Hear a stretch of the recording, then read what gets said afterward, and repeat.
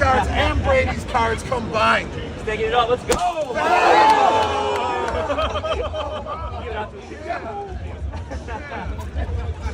Got a marker? Yeah. Okay, so now I can sign it. Here we go. Oh, God. Welcome to the happy ground! Yeah!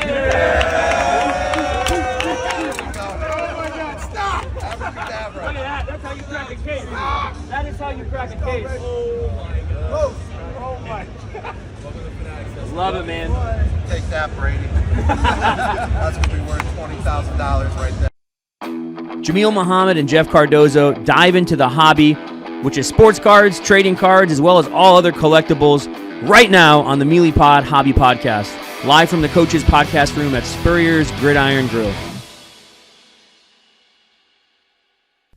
All right, it is episode 12, and it is less than that when college football is starting day-wise, and NFL right around that same time frame. Kind of nuts to think about, but we have got a great show for you here today. Jeff Cardozo, Jameel Muhammad. We are broadcasting from Coach's Podcast Room at Spurrier's Gridiron Grill in Celebration Point, and it was a big celebration up in New York for Jameel. He is bright-eyed and bushy-tailed. He's still trying to wake up from another weekend, but you know, you went through that at the National a few weeks ago, and you know, I was jealous, and just from some of the videos that we saw and we're going to see here in a few more minutes, I'm jealous again. It's a song, but welcome back from New York. New York, I mean, it is the Big Apple. I've never actually been there. I was a little kid. I went there, Statue of Liberty, but I was like 6 or 7. So I've been flown through LaGuardia, JFK, but I've never actually been in the city. And so it's crazy to think all the places that we've been able to go. And so I love it. New York was great. You know, the concrete jungle is what it is. And we were right there at the Javits Center, which is a beautiful building. Mm-hmm. You know? It's all glass. When it comes to placement for a massive event like this. And Mike Rubin and Fanatics, the takeaway is this: they claimed they were going to do this. It was going to be big. You don't want to miss it, and all of those things came to fruition. So shout out to Fanatics and the event they put on, the amount of celebrities that were there, /athletes, figureheads, podcasts. It was amazing. It was absolutely amazing. So I know a lot of people had FOMO. They missed it, like yourself. Yeah. So we'll have to get you at the next Fanatics Fest. I heard it's going to be announced soon. I think LA is going to be the next one in March, where they're going to do probably 1 or 2 of these big ones. But there's also a Fanatics Fest coming to Orlando in November, which we're going to be at. It'll be more of a card show. But, yeah, absolutely exhausting weekend, but fun. Well, speaking of great athletes, we've got one on the podcast here today. In just a few minutes, Matt Schnell of UFC will come and tell us what it's like to be a UFC fighter. They've got a ton of UFC cards, so anxious to hear whether or not he has pulled some of his cards and how many are still out there in the world of what all that is all about. So that's what we try to do to you on the Meelypod Hobby Podcast. You can, of course, watch on Facebook and YouTube and 39 different platforms for you to hear the podcast: Apple Podcasts, Spotify, Google, Overcast, and many, many more. But it has been a lot of fun continuing to do this, and we'll try to continue to bring you a variety of athletes from all the different worlds, and certainly the hobby community. So let's get to an athlete that doesn't play anymore, but is one of the bigger names out there. And you know, I think everybody in the world of football knows what the Gronk spike is all about. Yep. We've seen it. We've seen him do it not only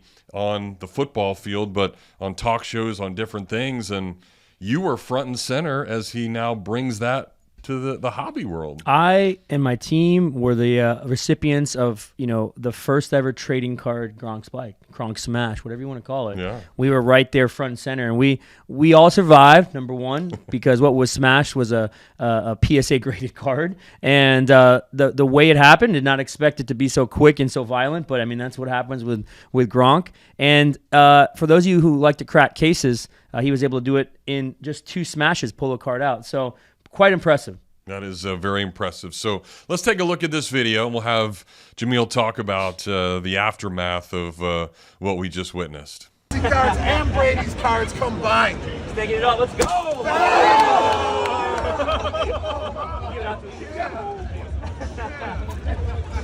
Got a marker? Yeah. Okay, so now I can sign it. Here we go. Oh, God.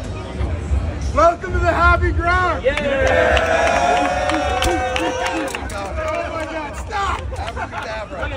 how you crack a case. That is how you crack a case. Oh my God. Love it, man. Take that, Brady.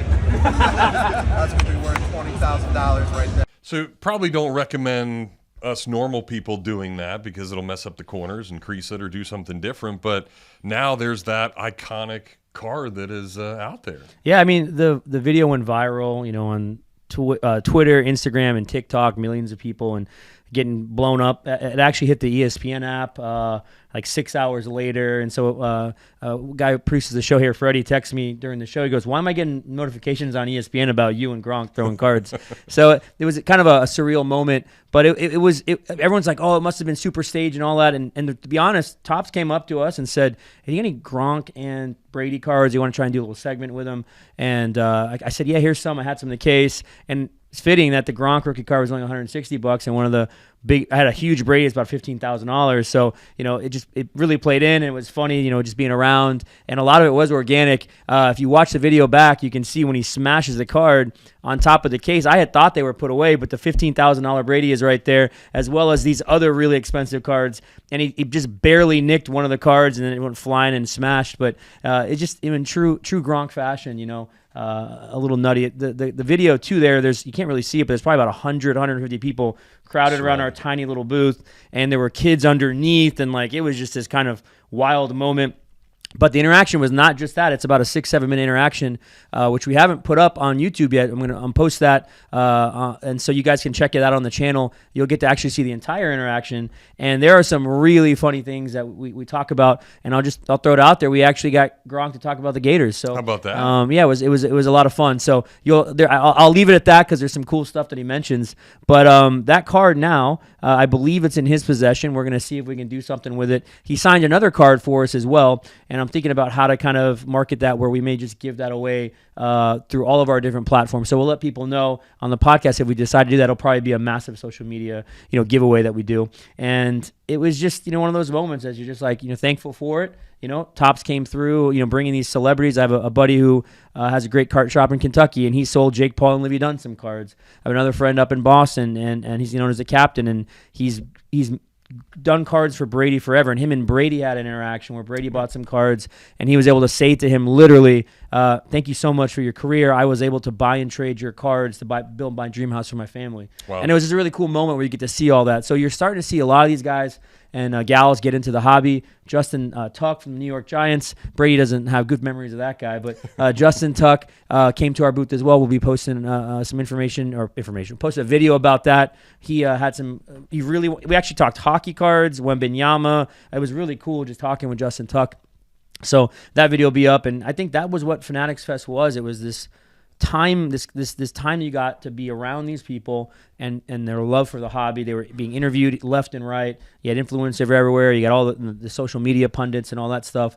But I think a lot of people just kind of stepped back and realized this is a special event.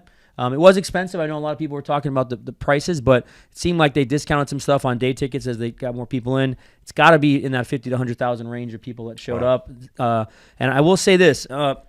People always ask me about my synopsis of shows and what's it like to be a dealer and blah, blah, blah, blah, blah, blah.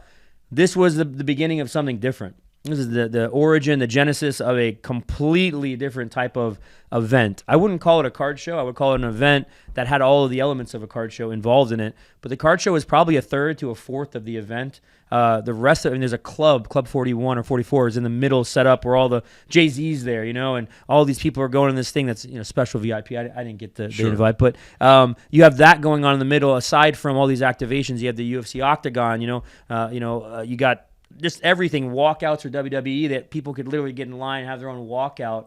And so it was a cool fan experience, and I'm excited to see where it goes, Jeff. I think this is the start of something new, and it really is going to, as Fanatics say, 10x the hobby. That's what they want to do. So yeah, so totally different than what you saw at the National a few weeks ago. So it is neat, and again, expensive is probably a good word when you're talking about all these superstars to get them there. But just to see them, I think that would be really, really cool to be around them and up close and personal with Gronk like that, or certainly Brady, or gosh. I mean, remember you telling me you mentioned Jay-Z, but there was a ton of other rappers there and different things. So it was just something totally unique from probably what you're used to seeing. Maybe more like, I mean, you probably didn't have people dressing up in uniforms like you would at like Comic-Con or something, but maybe similar to something like that? Well, actually, they did. Oh, So really? Mike Rubin came out, and I think a week before, he said, whoever dresses up, super fans, blah, blah, blah. And I think this was kind of ushering that Comic-Con experience, right? Whoever dresses up, we're going to walk around and do some unique things with giveaways. And I know there was a guy who was a Knicks fan with his kid, so they got to meet Carmelo. They just took him back. There was this girl who dressed up in the Buffalo Bills as a Buffalo Bills breaking a table. She got, I think, Super Bowl tickets. Holy cow. So they were giving away massive, massive prizes. So it's just the beginning. I can't imagine what the bill was to run this event. But from a marketing standpoint, I think they crushed it. They crushed it. And really brought a lot of people out to it. A lot of card people, too, would come up to me, and a lot of them were asking me, what's this going to be like? And the very beginning of that show, everyone said, no idea. No expectations. I have no idea. And I think everyone was pleasantly surprised the amount of money that was being, bought and sold on the card side of it. It's not the National. The National is a very different type of event. It's really the giant card show. This was a massive, massive event, like you said. Quavo with the wrappings. I mean, just talk about celebrities, right? You have Livy Dunn. These aren't even, Livy Dunn's an athlete, but Livy Dunn, Quavo, Travis Scott, Jay-Z, Drewski. You have all these people in culture, so you're mixing that culture side with cards and the fan experience.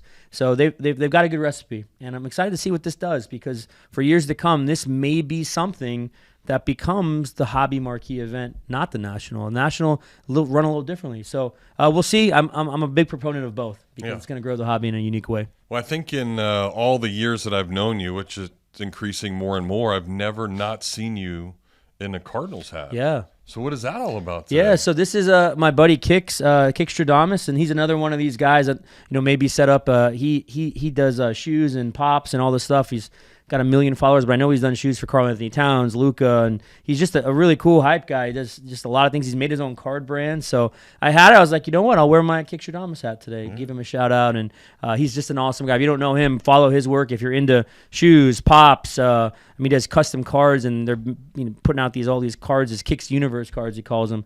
They blow up. He has a massive Discord. So these kinds of things are happening more, right? Where you're starting to see not just the athlete, but you're getting to kind of see people who will follow, let's say, Ben Baller, because he's a Topps Chrome guy. Travis Scott had his own cards at this event, which these boxes were nuts. So you're seeing these mashups that I think are bringing in a lot of new people. And one quick thing I'd love to say is, for people listening, and you say, oh, well, it was more an event, it was very expensive, blah, blah, blah, blah.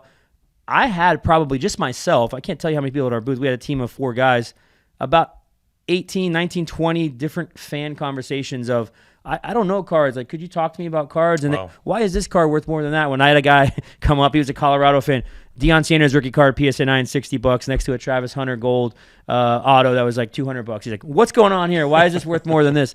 But that fan interaction, right, and that opportunity to educate was amazing. We had opportunity to meet tons of kids. We were trying to give them free slabs here and there as they came through, and just building that out. And I know a lot of other vendors were all about that. So we're seeing the beginnings of, I think, really, really trying to capture a younger generation into the sports card hobby. Yeah, so cool to hear.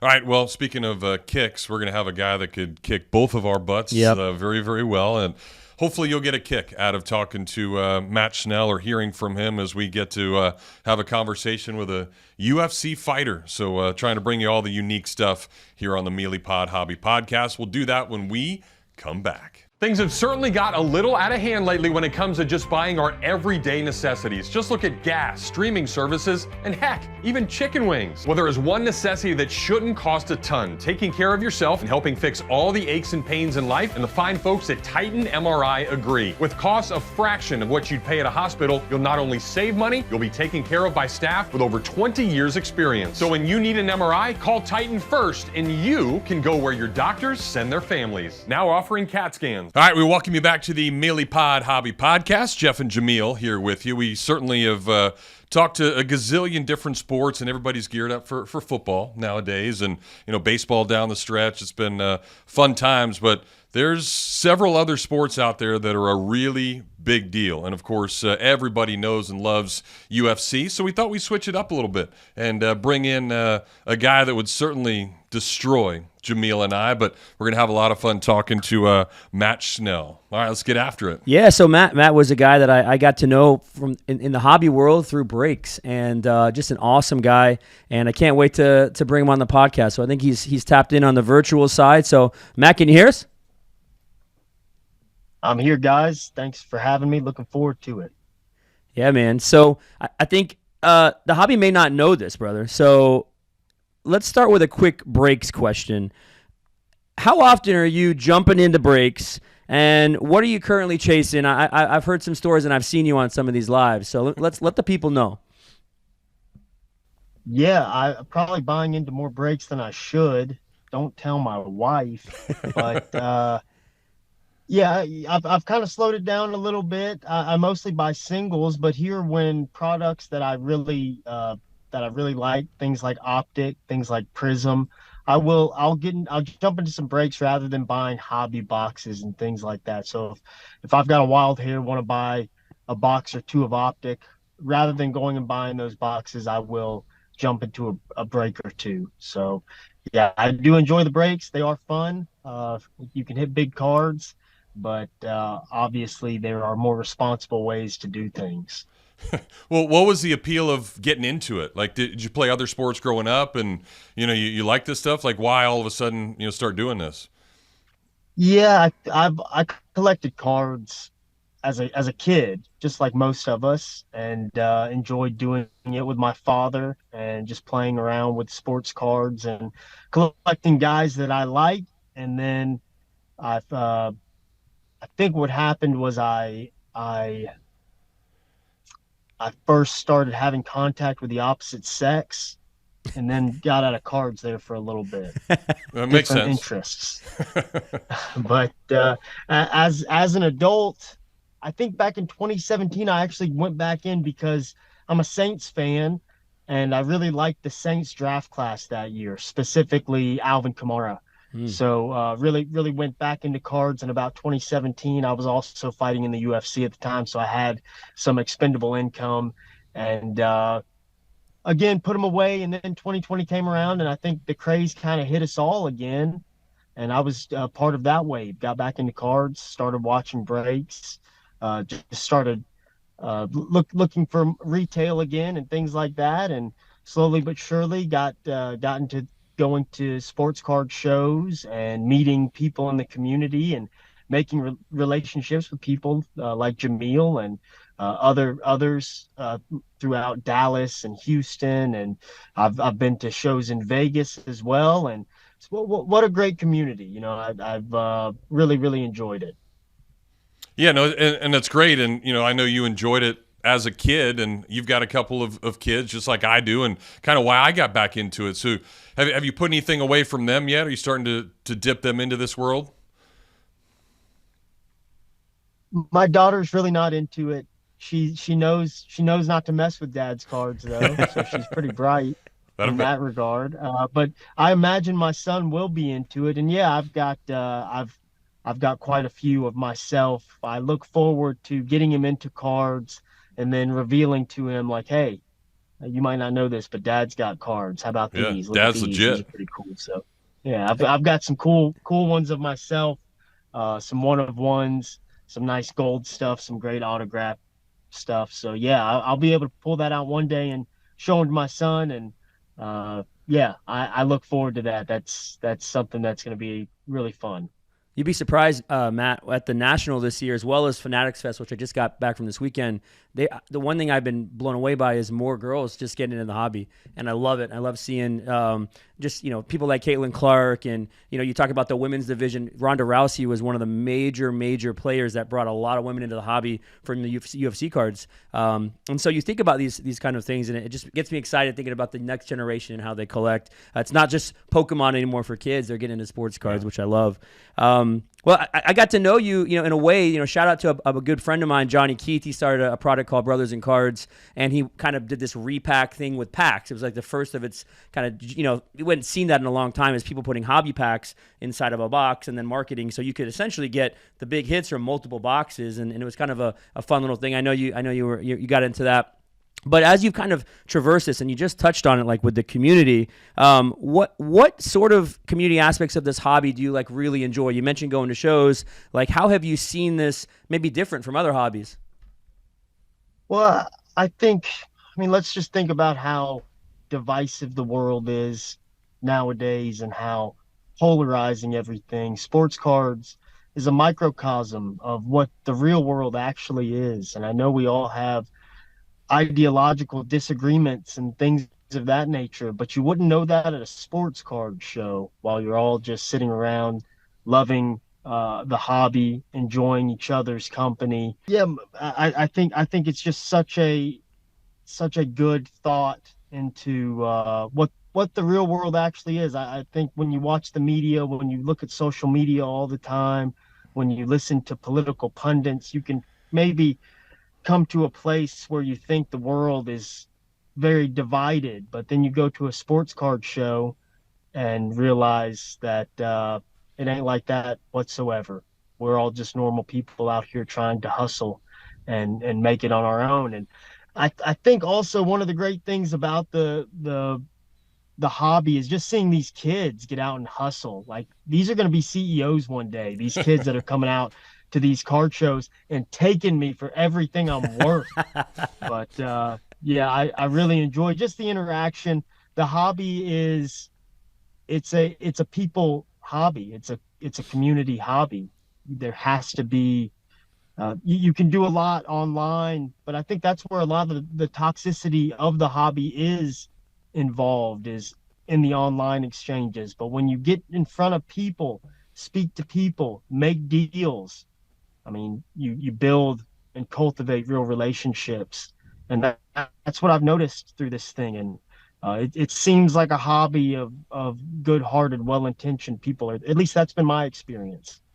No, and that's a great way to put it, because, I feel the exact same way, and just understanding it and, getting more and more involved, that's exactly the way it is. So I want to talk about, your world of USC here in a second. But I always, every time we talk to an athlete, you mentioned those cards you had. Like, what was it like seeing your ugly mug on a card for the first time? I mean, how cool was that to say? Did it make you feel like, man, this is pretty sweet, I made it? Fighting is a hard job. I don't have to stress that. I'm sure you guys are well aware that this thing, it can be fickle at times, and there's few opportunities to really feel fulfilled by it. Even oftentimes you win big fights, it's relieving, but it's not truly fulfilling. I don't know if I would say that fighting has been fulfilling, but getting a sports card, that was fulfilling. That was definitely a moment where I was like, oh shit, heck yeah. So no, that's great. So let's talk about that fight in a little bit. I know you've got a big fight coming up in September, Alejandro Costra at UFC Fight Night. So let everybody know what training's like. Is it like a strict regimented diet? How early you getting up in the morning? What are days like trying to get the grind and get ready? Mostly normal days. I'm still balancing being a father, a husband, and a UFC fighter as well. And I think the balance is so important. I can't just sell out and grind my face off in fighting. Having the time to spend with my children and regroup a little bit, it's all a part of it. But I mean, you can't train 8 hours a day. I try to train typically twice a day, hour and a half to 2 hours at a time, depending on the session. Sometimes even shorter. Sometimes they can be 45 minutes to an hour long sessions. And just like anything, if I go really hard today, tomorrow, I'm 34 years old, I've got 40 sanctioned bouts, I've been doing this for a long time. I'm a human being as well. So if I grind hard today, tomorrow's probably going to be a little lighter day type of thing. So diet and all of that stuff, it's certainly become far more a part of it than it had in the past. I've long fought in this weight class, but I'm 34 years old, and I've gotten older and wiser and bigger and put on more muscle and everything in between. So it's become more difficult to make the weight class. So because of that, it is far more involved. And yeah, we are on a very strict regimen when it comes to what time I eat, what I can eat, what I can't eat, things like that. So that's probably the most strenuous part of it, is just dieting for just about 8 weeks. But everything else, I mean, I'm out here living my dreams. I love to train. Even if I weren't a professional, I would be training 4 to 5 times a week, and have the opportunity to wake up every day and pursue my interests. I am a lucky man. I'm gifted. I'm very thankful. Yeah. So see, Jameel, our gummy bear diet is not going to make us UFC fighters. We ain't gonna go far in the octagon on that. So you brought up your rookie cards, Matt. I was just thinking about I was looking at eBay and ComC, prepping for this, and you had a ton of rookie cards come out. You had different brands, like all through Panini: Chronicles, Prism, Select, Immaculate. Do you have like a favorite card from your rookie cards, or is it a fun process to sign these cards, see your jersey or the mat or things like that on these cards that go into packs? I think a lot of people would love to hear that side of it. Very cool, very cool. Again, very fulfilling. But yeah, my favorite card is the Octagon side from Select. My rookie. I think I was 31. I was a 31-year-old rookie card, but yeah, I think that was my favorite. 2021 Octagon side Select. I've got pretty much every parallel of that one. I don't have the 1/1. I'm on the lookout though, so if somebody could help me track down the 1/1 of that would be very cool. But obviously Prism is a big one. I'm an optic guy. I don't think I ever made it in the actual optic checklist, but I do have a Chronicles optic auto. And again, looking for the 1/1. Y'all let me know. I've got 2 golds, I think. But those are my 2 favorites. The optic from Chronicles, my rookie year, and the Octagon side. Those are the ones that I've got them in my eBay database. We're looking at them every day. I'm still searching for those 1/1s. Still looking for the 1/1. Still looking for the gold vinyl of the optic. So social media, do your thing. Do your thing, social media. Yeah, you hear it. All right, I'm a big baseball guy, but as I try to dip into this world and experiment a little bit, there's got to be other than getting you, of course. Now, is there for the collectors out there, a stud on maybe the men's side and the women's side that we should try to attack in the sports card world? Yeah, obviously, it's kind of ever changing. I don't want to. Prospecting UFC fighters is difficult because I mean, look at a guy like Dan Hooker. He's going viral right now because he got on a skid there. He was 1-4, went on like a 1-4 streak. He was a top 5 guy in 2020. Went 1-4 in his next 5, and now he's back on a 4-fight win streak. And you just never know. Fighting's fickle. I would say if it comes to fighters, collect the fighters that you enjoy. That way, when they do good, you've got more reason to be excited about it. But, fighting's hard. So it's not a guarantee. I don't know of a prospect, but I collect guys that I respect, admire, and have come up with, trained with. My main PC UFC wise is Dustin Poirier. That's my dog. Yeah. So I've gone after him pretty heavy. But I also, again, I collect the guys who I most admire, respect, and love. And my other PC is Robbie Lawler. That's a guy that I really, and I love he signs his autograph, Ruthless RL. And it's just so dope. And I love, and I came up that American Top Team and looked up to Robbie. So it's, one of the guys that I collect as well. But yeah, it's tough. It's tough to prospect fighters because we're hot and cold, and you just got to be careful not to be so fickle because, again, fighting's hard. People are crazy. These fans are insane. They act like this isn't difficult, and you drop a fight and you're washed. It's a wild thing. So be patient, collect the guys you like, and just enjoy yourself. Yeah, well said. Yeah, I think what you just said, Dan, is what we've had echoed. It's our 12th episode of this podcast, and every guest we have talks about the joy of collecting certain people, and so it's so refreshing to hear that more versus as you talk about, maybe the Instagram kids hustling you at a card show where it's just buy, sell, buy, sell, buy, sell, and I really feel that, man. It's what got us into cards, and I see it from the industry people, I see it from the athletes, the celebrities, and I think it's the common theme. So that's some gold nuggets right there. Collect who you love, and you won't be unhappy. And it's also amazing when those people go on runs and you follow those people from the beginning. It's just such a, like yourself, Speaking of runs, I was looking back at your Instagram, and I think you have probably one of the most iconic photos in the UFC in my eyes. Go back to 2022. It's you versus Sue. You knocked him out in this amazing match, and there's this image of you with just kind of this fist up. Your mouth guard's kind of coming out, blood everywhere, and he's literally knocked out at your feet. Just head back out. And I would love to know, as you zoom out a little bit and you think about that fight specifically, like what goes through your mind and how much, when you first saw that picture, were you just like, man, I got to put this above my mantle. I don't care what my wife says. This is going up above the bed. What a great image. And it truly captured the moment. And it's not a fist either. I'm making the money sign. Thank you. There you go. Because in that moment, I knew I was getting paid. And paid, I did get. So what a great moment. That fight truly,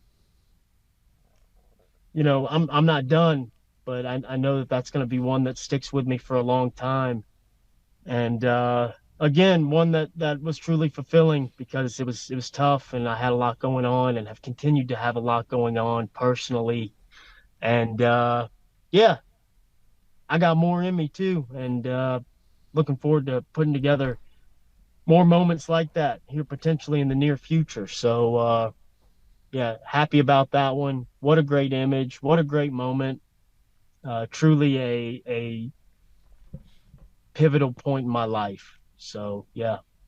How cool is it to have the fan reaction? And I'm sure, you're in there, you do something well, and you hear the roar of the crowd. Like, do you hear that stuff? Does it motivate you throughout fights and being a part of that, or are you just doing your thing? You kind of have to let it roll off your back a little bit while the fight is happening. But I don't know. Have you ever lit up 15,000 people? No, man. Nothing like it. It's a moment. You've hit a home run. You've walked off before. You know what Sure. that feels like. I think it's similar, but there's something, I don't know, almost tribal about 15,000 people screaming over something that you just did. And yeah, those moments will never leave me. I'll never forget that. I'll never forget what that felt like. But I think people, if you've ever cracked a home run, if you've ever made the game-winning play, if you've ever stepped up when it mattered most, you know what it feels like. Oh, yeah. And yeah, it is. I'll remember it forever. That's awesome. I'll never forget. And you know what? I'll recreate it one day too. One of these days, I'm gonna light up 15,000 one more time. Let's go. I'm excited about Hobby Breaks, but this guy's got 15,000 in his live, and it's amazing the energy in the UFC. Well, just a quick side bit. Uncle Dana was walking around at the event this weekend, and he was ripping packs and talking, and the fandom for him was on the level of Brady, Gronkowski, Peyton Manning. I would say even more. Quavo, the rapper, Travis Scott, people are there, but the people that were nuts about the UFC and seeing him, that energy level is that next level. And I think what people miss in the hobby sometimes, and fans, is that you guys are going through so much. And so thanks, man, for what you do and what you do in the hobby too. So many people are going to see this and just get energized. So we could talk for hours, man. This is a lot of fun. We always end our segment, our interview, with some rapid fire questions. So I know you're a quick hitter. I'd love to enter into our Meelypod Titan MRI rapid fire with Danger here. So if you're up for it, you ready for a few bang questions? Let's go. All right, baby. PYT or hit draft break? PYT all day. Okay. UFC Topps Chrome or UFC Panini Prism? I'm partial to the Panini Prism. I like it. Just Prism kind of got me back into this thing, and I'm gonna miss Prism football. I know Tops is exciting, and look forward to seeing everything kind of change. But yeah, I'm partial to Prism. Plus, my rookie card is in that Prism. I feel you. I think I'm a Prism guy too. All right. Axe kick, rear naked choke, or a flying Superman punch? Well, I think my most likely out of those three would be a rear naked choke. But who doesn't love a well placed axe kick? I mean, that's you don't even have to know anything about fighting to know that's cool. Yeah, no, definitely. I mean, if you knock somebody out with an axe kick, you automatically give fandom. All right, which QB are you most excited to watch this year going into the 2024 season? It's right around the corner. C.J. Stroud, Patty Mahomes, Anthony Richardson, or Caleb Williams? I'm pretty high on Anthony Richardson. I've put together a little stack of some nice Richardson cards. I like him. I know he got hurt last year, and obviously but we just need him to get through one season, and he was doing some exciting stuff. I think if they can keep him upright, that's going to be a big one. Yeah, look at that. We didn't even plan that, folks. I mean, Florida Gator right here. Matt Schnell. Right here in Gainesville. Went to high school here in town, and we've been around him a bunch. And he's a freak athlete, man. I think you know what that's all about. But I mean, to do what he did at the combine and do it bigger and faster and stronger than anybody else at the quarterback position, it's real. Yeah, and nice. And he's also down to earth kind of guy, which I mean, he's a humble dude, and it's exciting to see someone like that find success. So, all right, I know you mentioned Poirier earlier. You have any other all-time favorite UFC fighters? My favorite fighters all time, I kind of came up in that GSP era. Ooh. And I really liked the GSP. He had a rivalry there with BJ Penn. And I've always been a pretty big BJ Penn fan, just the prodigy. I loved the story of BJ Penn. So I think all-time favorite fighter, I still got to go with BJ, though Poirier and Ruthless Robbie Lawler, those are my guys too. Those are some fan favorites right there for sure. All right, three-parter here, or three questions. Downtown, Kaboom, or Color Blast? Downtown all day. I think that was coming with the Optic Glove. I feel you. Panini, you hear that? Get this man in a set of Optic in the future, not just Chronicles. All right, Jeff is like 6'8" over here. He's a giant. I'm 5'9". I might have some weight on him, though. Any advice for me if we ever get in the octagon? Grapple. Learn to grapple. Got him. If you can grapple, you can fight. If you can't grapple, you cannot fight. The fight will, it will, unless you're seasoned and you know how to keep your range and distance. And I know my guy, big fella, can probably throw a right hand just like he can probably throw a fastball. Yep. That's right. But if you can close the distance, the distance will be closed in a fist fight. Y'all will both be trying to hit each other. So if you can grapple, you have the advantage. And I say this to everybody out there, bodybuilders, everybody of the sort. If you cannot grapple, you cannot fight. I'll take your back 100 times out of 100 times and strangle you. Yeah, I'll get your ass in a headlock. You'd be done. I'm done. That right. I gotta watch out for that right too. He's right. How would you? Who would you take, Matt, in this year's fantasy football draft? Number one pick. It could be anybody, any position. Who would you take?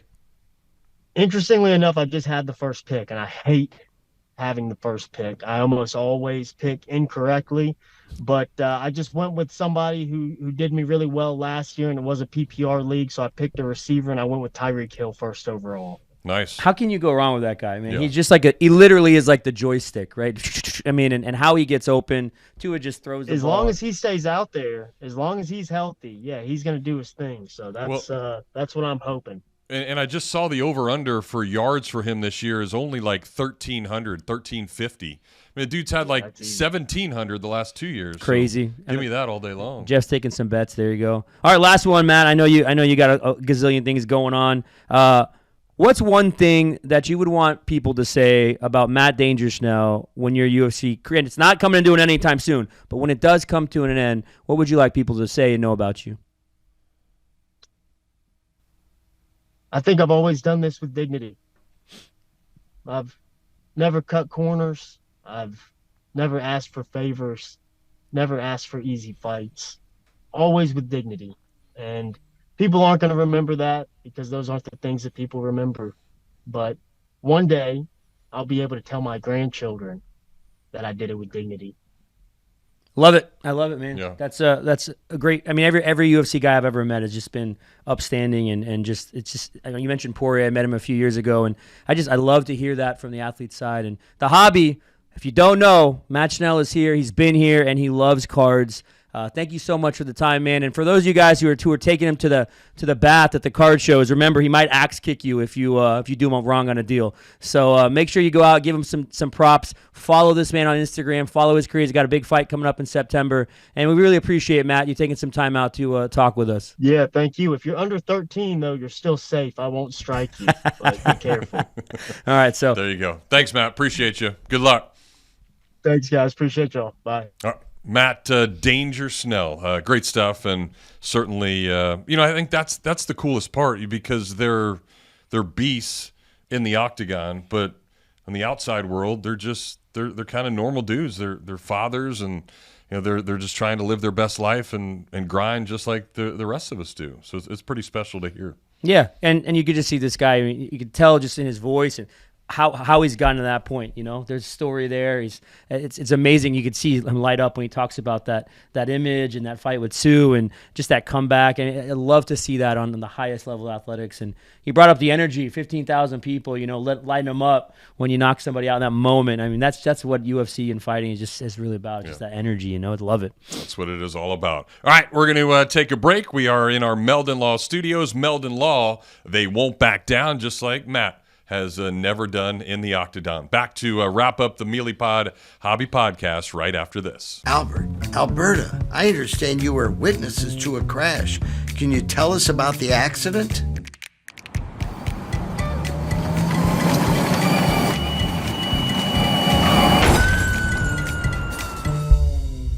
When you're in a crash, it's important to get witness statements immediately after the accident. Whether you're in a car, truck, motorcycle, scooter, or even a golf cart accident, at Meldon Law, we won't back down. This is Jameel, owner of the Meelypop shop, Gainesville's home for collectibles of all sorts, including every single type of sports cards, whether it be Panini, Topps, Leaf, Upper Deck. We have it. Come on in, get yourself a box, a pack, get yourself some supplies, get into our breaks, get your Pokemon, get your Yu-Gi-Oh! All the other different kinds of TCG products that we carry and shop are always fully in stock. You can find our stuff on our website as well, Meelypops.com. That's another way you can interact with the store, or you can just come into the shop. We're located off 39th Avenue by I-75 behind Walgreens and Sonny's. Stop on by. We're open every Wednesday, Thursday, Friday, Saturday, and Sunday. And you can check us out on our social media platforms, Instagram, TikTok, whatnot, Facebook, Twitter, and YouTube. We'd love to see you. Come on out to the shop, have some fun, be a part of the card community here in Gainesville, and always go Gators. All right, great stuff from Matt Schnell. Danger. I used to actually call my son that growing up because his name was Austin, and then it was, of course, Austin Danger Powers. Yeah. So Danger's a legit nickname. It makes you get after it a little bit more. It's fun listening to him too. Like you think like this guy's so nice in the cards, and then like he's beating the bloody pulp out of people. Like it's amazing. Well, we're not going to beat you up to death with our wax segment, but it is one of our funnest segments because each and every week there's new stuff that comes out. A lot of tremendous products. This one is actually near and dear to us a little bit as well because we've got some tennis cards that are coming out. So Ben Shelton, the Gator, is going to make an appearance in these, and of course, Wax Stat is how we are able to show you all these things and how you are able to see all the great stuff is out there. Real-time price comps of wax boxes, sealed products. You can do it from your mobile phone or your laptop. Save money and time. Get the best deal on wax by visiting waxstat.com. All right, let's have it. Well, we saw Al this weekend. He was walking around, the Fanatics Fest. It was good catching up with him, talking wax and different things. I am really excited for what is coming out Wednesday this week. There's a lot of releases, actually. Panini One Football is coming out. We have Select. There's a lot of things coming out, but Wednesday this week specifically, Mosaic Fast Break, just a quick one. It's the Wembanyama chase, obviously, with a kind of a cheaper version than the hobby boxes. But Topps is coming out with Hobby Tennis Chrome. So they came out with 2 iterations of it, as you can see. There is the hobby box, which has, I think it's 3 autos, and then you have the Breakers Delight, which also has 3 autos. It's more concentrated, less, I would say, base cards and fluff. That's more for, I think, the breaker side, obviously what's called Breakers Delight. Sure. And the hobby is more for, somebody wants to rip packs and all that stuff. Now, here's the thing about Topps Chrome Tennis that I'm really excited about. Carlos Alcaraz, right? Massive name, won Wimbledon back-to-back, won U.S. Open, may win the U.S. Open again. The Phenom, it's his first autograph card. Oh, wow. Through a major, brand. It's a rookie card. They have the rookie card symbol on it. He's got these Net Pro cards. It was a brand that came out a while ago, and they came out with these cards a couple years ago. And so there's going to be this big debate about, was that his rookie card, his rookie card auto, or is it going to be the Topps Chrome, which is going to have the rookie card symbol actually on it. So I'm interested to see how it all pans out. Alcaraz is just one of the names. I'm not sure how they were able to do it at Topps, but Venus Williams was signed with Upper Deck and doing all this stuff with Upper Deck. She's in the set. You have greats from before, including people like Andre Agassi, who doesn't sign a lot at all. And so it's a really, really kind of cool set that's coming through. And we bring out all these young guys that are coming up. Ben Shelton being one of those names. There's a lot in the set. So it's gonna be interesting dynamic, because Topps Chrome Tennis, it's more of a niche sport in terms of just following, but it's definitely more of a niche sport in collecting. So we'll see who kind of pops out on this. And just a shout out to Topps, what they've done with these Breaker Delight boxes. Last week we talked about a Star Wars product that had their first ever. We sold through about 15 cases in the last week. And that was our the breakers who were running that were not even Star Wars guys. So I know that there's a real push growing with guys that want to break, guys and gals that want to break these Breakers Delight boxes because they're so potent. A lot of higher end cards, exclusives, things like that. So it's really fun kind of seeing this growth in the wax market. Well, and maybe what could be really cool, earlier in the podcast we showed the Gronk video of slamming it down, breaking the case. Remember John McEnroe, the great tennis player, he would always bang his racket down and break different things. Maybe they can get like a piece of the tennis racket and insert it into a card or something like that. Topps, listen to Jeff Cardozo. He wants some royalties on that. I mean, how cool would that memorabilia be? Smashed racket cards? Smashed racket. Yeah. But it is cool because, again, it's all these unique things and different stuff. And, I think we all just think about sports as being the big 3. But I know soccer has obviously done a great job with cards and, hockey. And now you're dipping into tennis and all these other things. So, everybody's getting creative. There's a need and a want for all these other sports. I guess next we're going to have pickleball cards or bowling cards or stuff like that. We already got pickleball cards. They're already out. Really? Yeah. Leaf has the license for that. Okay. They have cornhole cards with Topps. No way. So and then I heard because of seeing Jeff's operate on the Pop-A-Shot at Dave & Buster's here in Gainesville, that they may have a national Pop-A-Shot card coming out. That'd be sweet. Because of you. Yeah, there's a Pop-A-Shot National Championship. Who knew? Now we do. Yes, now we knew. And well, you might know our guest for next week. It is a former big leaguer, a guy that I absolutely despised because he just hit and hit and hit off me, and he was from the enemy, from the University of Tennessee, Chris Burke. He was the SEC Player of the Year and then played with the Astros for many, many years. And why I hate him even more, because he hit a big home run against my Atlanta Braves in extra innings back in the day. But, one of the greatest guys, tons of kids really involved in not only the college baseball world, but professional baseball as well. So it'll be fun to talk to Chris Burke next week. Yeah, I'm sure we can get some thoughts on some of the up-and-coming guys. Witt's having an amazing season this year.